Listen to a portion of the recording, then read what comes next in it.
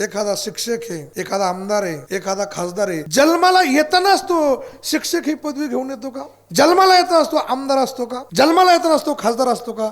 नाही. मग कधी तो शिक्षक शाळेत जातो, शाळेत तो शिक्षण घेतो, शाळा त्याची आई आहे, शिकवणारे त्याचे मायबाप आहेत. लोक मतदान घ्यायला येतात आणि मतदान घ्यायला पुन्हा शब्द लक्षात ठेवा, आल्यानंतर जगासमोर हात जोडता सांगतात, मायबापा हो का? तुम्ही जर ठसा मारला तर तद्रूपाने त्याचा आमदार या अवच्छेदकाने, खासदार या अवच्छेदकाने जन्म होणारे, अन्यथा तो होणार नाही. त्यामुळे मतदान करणारे त्याचे मायबाप आहात. तसं ज्या भूमिकेमध्ये आपला जन्म होतो ते आपले खरे मायबाप असतात. तुकोबरांचे शब्द फार गोड आहेत.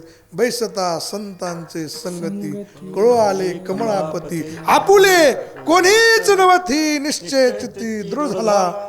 यामुळे भगवान श्री ज्ञानोबा आहे, तुम्ही सगळ्या जगाचे साधकाचे मायबाप आहात.